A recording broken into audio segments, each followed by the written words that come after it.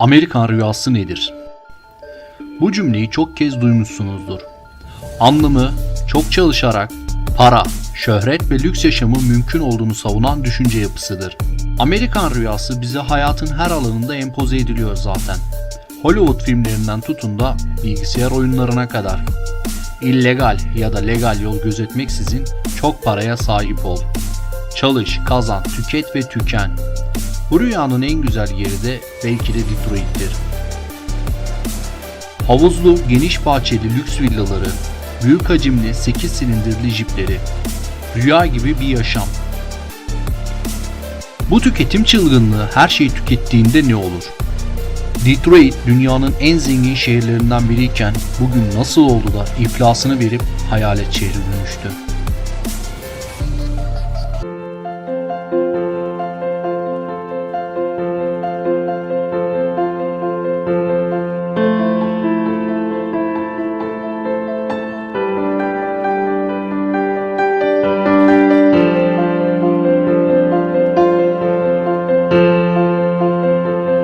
Dünün dünyasından herkese merhaba, ben Murat. Bu videomuzda Detroit'i inceleyeceğiz. Rüya şöyle başlıyordu. 1903 yılında Henry Ford'un öncülük etmesiyle Ford Motor Company fabrikasının bu bölgeye kurulmasıyla şehrin kaderi değişmeye başladı. Çünkü bütün dünyada at arabalarının kullanıldığı bu dönemde Amerika'da küçük bir şehirde dünyanın kaderi değişmeye başlıyordu. Dünya bu şehirde üretilen 4 tekerlekli motorlu taşıtlarla tanışıyordu. Ford'un yanı sıra Dodge, Chrysler, Packard gibi dönemin bayrak taşıyıcıları bu bölgede fabrikalar açıyordu.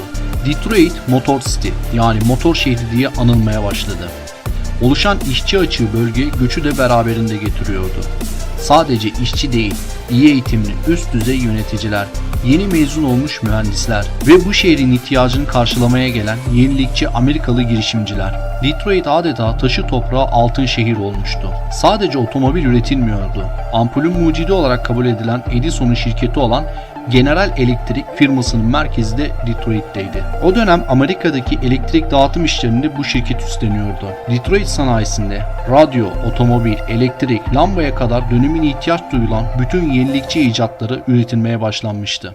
Gene bu dönemlerde yaşanan işçi ayaklanmaları ve sendikalaşma sayesinde günümüzün çalışma koşullarını oluşturan işçi haklarının çoğu bu dönemde kazanıldı. Günde 8, haftada en fazla 50 saat çalışma saati, cumartesi, pazar, hafta sonu tatilleri, yemek molaları, dinlenme araları, sağlık sigortası, prim ve ikramiye gibi özlük hakları. Detroit'te eylem ve grev yapan işçiler sayesinde iyileştirilmiş çalışma koşulları elde edildi. Eskiden işçiler günde 12 saat olacak şekilde hafta sonu tatili olmadan sürekli çalışıyordu. Detroit limanından her gün gemilere yüklenen lüks pahalı bu taşıtlar dünyanın dört bir yanına dağıtıma çıkıyordu. Yetmiyordu. Amerika ile özdeşleşen büyük otoyolların dünyada ilk örneği olan Eminem'in 8 mil filmine de isim kaynağı olan M8 Michigan yolu ilk defa buraya yapılıyordu. Detroit her geçen gün büyüyordu. İkinci Dünya Savaşı sonrası bölgeye iş bulma umuduyla gelen Afro-Amerikalılar şehrin büyük bir çoğunluğunu oluşturmaya başladı. Burada yaşayan siyahi Amerikalılar her fırsatta Amerikalı beyazlar tarafından aşağılanıp saldırıya uğruyorlardı. Kurulan örgütler ve çeteler siyahilere her fırsatta saldırıp öldürüyorlardı. Az önce saydığım özlük hakları siyahi işçiler için pek geçerli değildi. Onlar en ağır ve en pis işlerde hep çalıştırıldılar. Detroit'te gelir dağılımının adaletsizliği, siyahi vatandaşların iş bulmasının zor olması ve ırkçılık siyahileri illegal işlere yöneltiyor ve beyazlara karşı bir nefret doğuruyordu. Yaşanan bu kargaşalara rağmen Detroit hala Amerika'nın en büyük şehirlerinden biriydi. Amerika Birleşik Devletleri'nin toplam gelirinin %30'unu tek başına karşılıyordu. Ta ki 1973 yılında patlak veren petrol krizine kadar. Neydi bu petrol krizi? 4. Arap-İsrail Savaşı olan Mısır ve Suriye'nin Arap koalisyonunda başı çektiği bu savaşa diğer Arap ülkeleri de tam destek vermişti. Amerika ise bu savaşta İsrail destekledi. Amerika'nın İsrail'e olan bu desteğinden sonra OPEC ülkeleri İsrail'e bu savaşta destek veren ülkelere petrol ambargosu uygulama kararı aldı. OPEC nedir derseniz petrol ihraç eden ülkeler örgütü. Bu örgüt başta Arap ülkeleri olmak üzere Venezuela, Nijerya ve Ekvator gibi yeraltı kaynakları petrol bakımından zengin olan ülkeler tarafından kurulan bir örgüttür.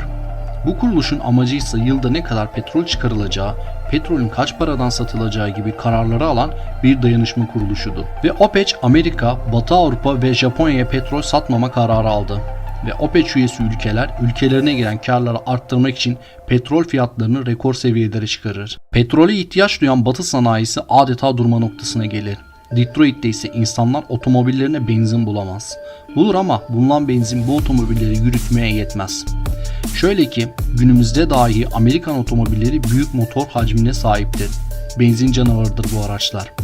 Uzak Doğulu ve Avrupalı rakipleri gibi yakıt tüketiminde tasarruflu değildir. Hal böyle olunca Amerikan otomobillerine olan talep de azaldı. Renault, Toyota, Volkswagen gibi yakıt tüketimini ön planda tutan araçlara talep arttı. İşte Amerikan rüyasının sonu böyle başladı. Ford, General Motors gibi otomobil üreticileri işçilik maliyetleri daha düşük olduğu için üretim merkezlerini Asya'ya kaydırmaya başladı. Amerika hükümeti her ne kadar destek verse de üretim burada tutamadılar ve şehirden yavaş yavaş el ayak çekilmeye başladı. Detroit'te kalan 1960 yılında 1.850.000 olan nüfusu 2021 yılı itibariyle 650.000 civarlarına düşmüştü. Şehirde aniden başlayan işsizlik hızlı suç artışına sebep oldu. Hızlı suç artışıysa insanların Detroit'ten kaçmasına neden oldu. Belediye başkanı şehrin borçlarını ödeyemediği için 2013 yılında şehrin iflasını ilan etti. Detroit günümüzde dünyanın en ucuz villalarını bulabileceğiniz yer. 3-4 bin dolara burada çok güzel bir ev alabilirsiniz. Tabi içerisi bir evsiz tarafından işgal edilmediyse veyahut yakılmadıysa. Detroit Amerika'nın en fazla suç işlenen birinci şehri konumunda ve dünyanın en tehlikeli şehirlerinden bir tanesi. Bu kadar karamsarlığa rağmen şehir merkezi hala güvenli sayılabilecek bir durumda ve dünyanın en büyük 500 şirketinden 5 tanesinin merkezi hala burada. Benim düşüncem dünyanın her yerinde milyonlarca insanın başını sokacak bir çatısı bile yokken bu evlerin boş bir şekilde çürümesi üzücü.